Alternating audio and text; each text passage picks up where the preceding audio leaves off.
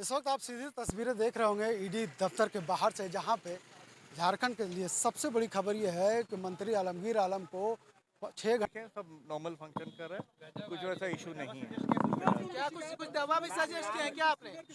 Sugar BP का दवाई खाते हैं ऑलरेडी दवा भी कुछ वो सजेस्ट किया खाते आपने हैं। तरफ हाँ, थोड़ा सा बीपी जो हाई साइड में था, उसी की वजह से जो दवाई है वो सजेस्ट किए हैं, और वो ऑलरेडी दवाई लेते भी है शुगर बीपी का। पहले से कोई दवाइयाँ चल रही थी क्या? हाँ, शुगर बीपी का दवाई खाते हैं। बीपी के दवाई बीपी बढ़ा हुआ है। थोड़ा सा हायर साइड में, बहुत ज़्यादा नहीं।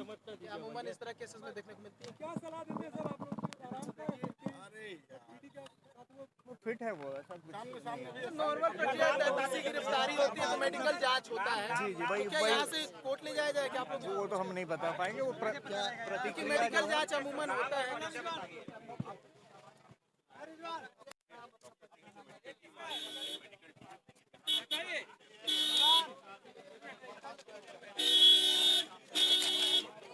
घंटे पूछताछ करने के बाद ईडी के अधिकारियों ने गिरफ्तार कर लिया है।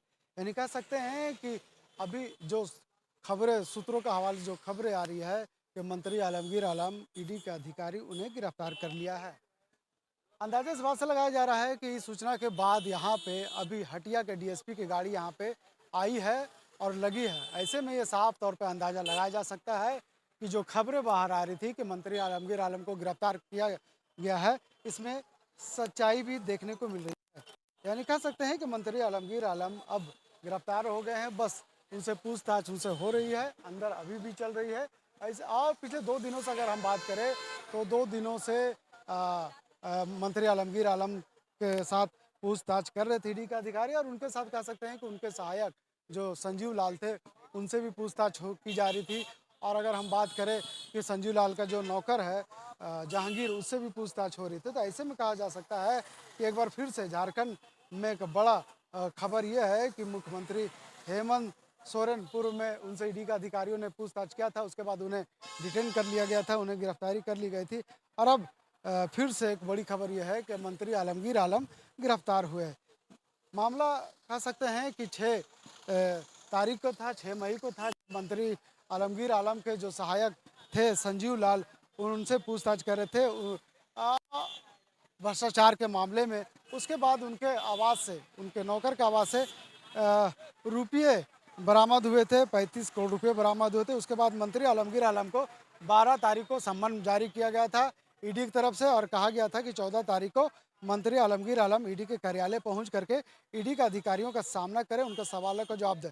ऐसे में कह सकते हैं कि मंत्री आलमगीर आलम कल जब वो आए थे तो उनका पहला दिन था, और जब आज वो आए थे ईडी के अधिकारियों के दफ्तर में सुबह, तो आज दूसरा दिन था। दूसरा दिन लगभग उनसे पूछताछ शाम 6 बजे तक हुई है।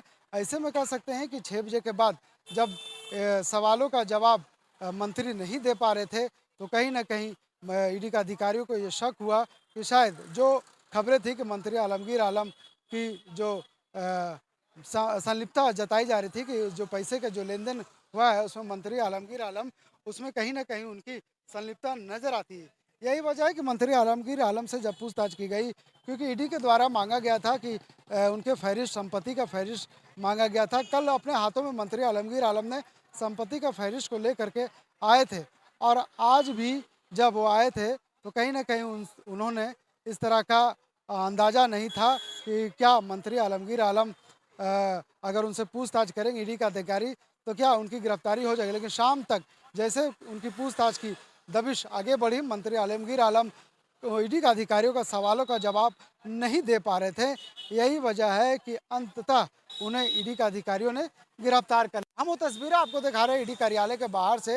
ये तस्वीर है कि किस तरह से मंत्री आलमगीर आलम को यहाँ पे ईडी का अधिकारी पूछताछ करने के बाद गिरफ्तार कर लिया है। ऐसे में झारखंड कह सकते हैं कि महागठबंधन के लिए ये अच्छी खबर नहीं है, क्योंकि पहले से कह सकते हैं कि महागठबंधन के जो नेता थे हेमंत सोरेन, वो फिलहाल होटवार जेल में बंद है पिछले 3 महीना से, और अब मंत्री आलमगीर आलम के पूछताछ के बाद उन्हें डिटेन कर लिया गया ईडी के अधिकारियों द्वारा। तो कहीं ना कहीं ये महागठबंधन के लिए काफ़ी निराश करने वाली बात है, क्योंकि देश में चुनाव चल रहा है, राज्य में चुनाव चल रहा है। ऐसे में कह सकते हैं कि चुनावी माहौल में इस तरह का ईडी के तरफ से कार्रवाई करना कहीं ना कहीं महागठबंधन के लिए सदमे देने वाली बात है। ऐसे और ये बड़ा खबर है। अभी कह सकते हैं कि पूछताछ करने के बाद मंत्री अभी भी अंदर बैठे हुए हैं। बस उन्हें मेडिकल चेकअप के लिए सदर अस्पताल से अभी डॉक्टर हो सकता है कि आएंगे, मेडिकल चेकअप करेंगे।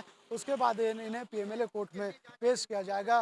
पीएमएलए कोर्ट में पेश करने के बाद फिर से ईडी का अधिकारी रिमांड पर लेंगे और रिमांड पर लेकर के पूछताछ करेंगे। कह सकते हैं कि रिमांड के लिए इन्होंने कल अपील करेंगे या 14 दिन का रिमांड मांगेंगे। रिमांड मिलने के बाद देखिए, हम वो मेडिकल की बात कर रहे थे, हम वो तस्वीरें दिखा रहे हैं कि मंत्री आलमगीर आलम को मेडिकल चेकअप के लिए सदर अस्पताल से मेडिकल की टीम पहुंच गई है और मंत्री आलमगीर आलम अभी अंदर हैं। ये मेडिकल की टीम अभी अंदर जाएगी, मंत्री आलमगीर आलम का मेडिकल स्वास्थ्य जांच करेंगे और ऐसे में कह सकते हैं कि जब उनका स्वास्थ्य जांच सही होगा उसके बाद उन्हें कोर्ट में पेश किया जाएगा। तो कहीं ना कहीं इस बात में अब सच्चाई है, इस बात में हम प्रमुखता है। अपने दर्शकों को बता दें कि जो मामला था वो क्लियर हो चुका है कि मंत्री आलमगीर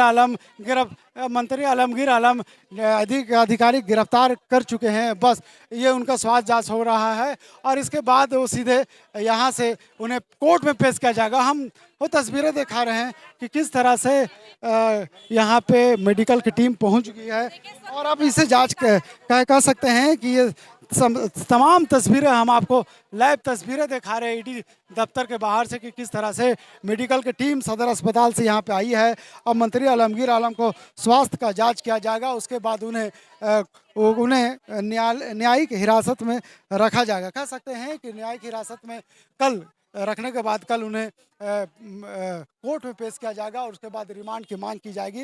अब देखने वाली बात यह होगी कि कल जब मंत्री आलमगीर आलम को कोर्ट में पेश किया जाएगा या फिर ईडी का अधिकारी आज रात में ही उन्हें कोर्ट में पेश कर सकते हैं और जब भी उन्हें कोर्ट में पेश किया जाएगा तो रिमांड की मांग करेंगे। कितने दिन की रिमांड मिलती है ये तो देखने वाली बात होगी, लेकिन अभी इस खबर पर मुहर लग चुकी है।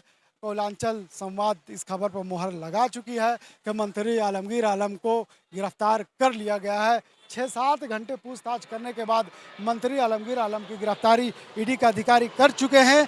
यहाँ पे अब मेडिकल की टीम आ गई है। पुलिस कह सकते हैं कि हम वो तस्वीरें दिखा रहे हैं कि पुलिस जो जवान है, पुलिस के जवानों की यहाँ पे ईडी दफ्तर के बाहर भीड़ लगा दिया गया है। सुरक्षा मजबूत कर दी जा रही है क्योंकि पता है सभी को ये जानकारी है, मीडिया में खबरें चलने के बाद लोग ये जान चुके हैं कि मंत्री आलमगीर आलम की गिरफ्तारी ईडी का अधिकारी कर चुके। तो ऐसे में कह सकते हैं कि जो महागठबंधन कांग्रेस जेएमएम के जो कार्यकर्ता हैं ईडी दफ्तर पहुंच सकते हैं और कहीं ना कहीं यहाँ पे भगदड़ मच सकता है। इसलिए ईडी का अधिकारी तमाम वो चीज़ों पर नज़र रख रही है।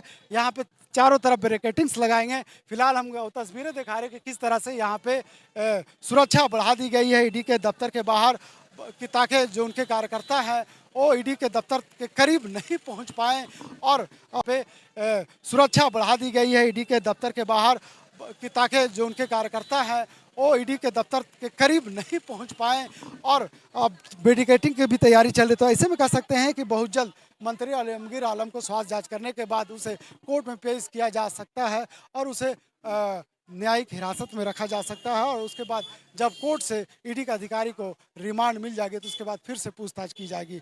अभी तक ये बातें शायद कह सकते हैं कि पर्दे के पीछे में थे।